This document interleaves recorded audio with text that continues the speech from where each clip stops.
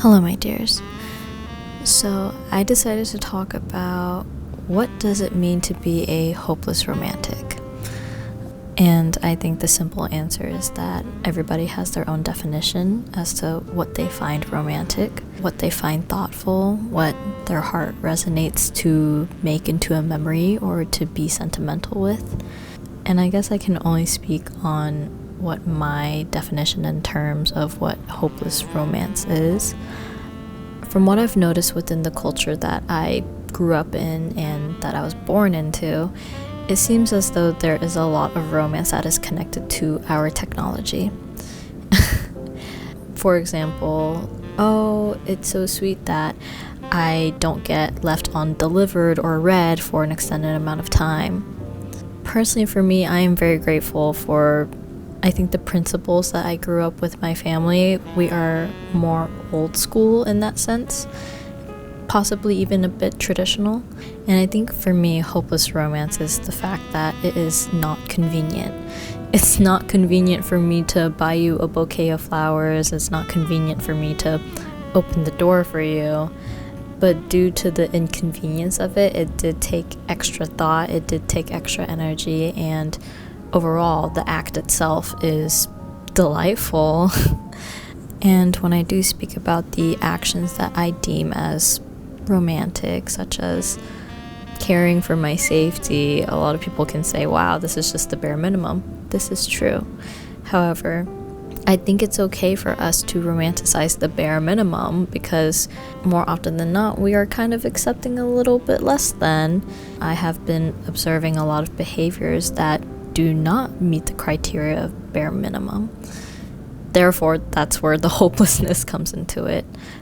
Even though it is just common decency, even though it is just being respectful and mindful and considered, I will continue to romanticize these traits because I choose not to lose hope on the fact that this exists.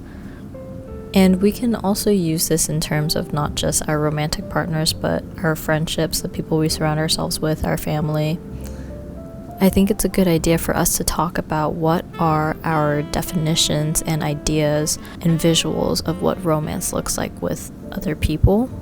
I remember one of the times that I was having a hangout with my best friend, and she was telling me a story about her last partner and how he had dropped her off at home. He had kissed her hand, and I told her, wow, I don't think I've ever had my hand kissed before.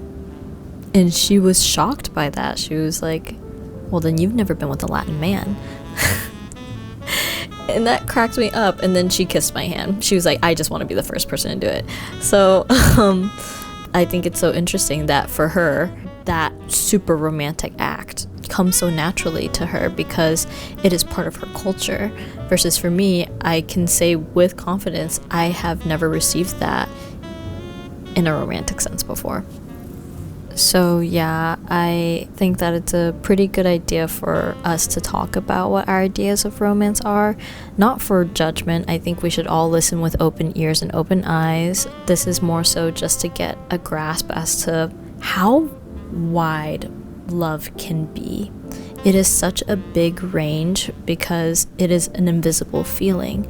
So whenever we associate these invisible feelings to physical actions, everybody's going to have a different answer or response to what is your idea of love? What is your idea of romance? Yeah, I think the more stories we hear, the better grasp that we have of what it can look like. Because it is true. These stories are real. This is not a romantic movie.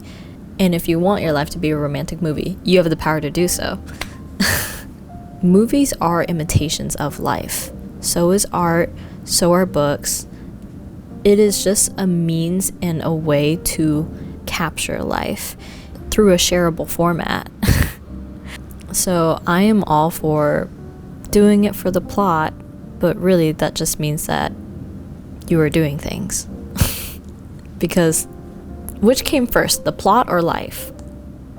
I guess this is more so a homework assignment. What actions do you find as romantic? And if it's correlated to anything technology-wise, like, oh, he liked my story, like, she slid in my DMs, We can acknowledge that, sure, I'm listening, I'm hearing, but if that's your list, let's take it a step further. Let's make a different list, keeping it technology free. What actions that don't require technology do you find romantic? And I think once you create this list, your expectations will raise.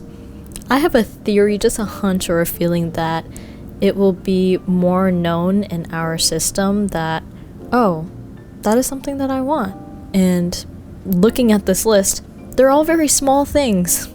They're all very small, doable things. By the way, guys, with this list, you don't have to ask anybody to do this. You don't have to request anybody to perform these actions for you, because personally for me, I think it means a lot more when they do it on their own account. Because that means that they did it from their own heart, and our hearts look a little bit more similar the more that I get to know them. But yeah, romance. Everybody's cultures are different. Please let me know in the comments as to what you find romantic and what state or country you are from, because I think it does make a difference in how we show love. I have to go now, guys. I wish you hydrated skin as well as hydrated organs.